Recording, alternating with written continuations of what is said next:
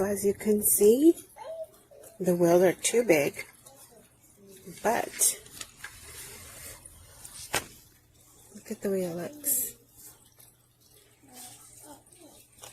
And you can add on little stuff,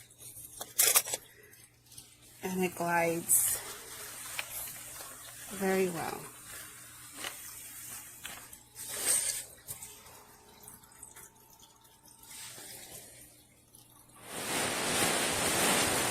And these are the things that it comes with, like vegetables, except this Lego doll.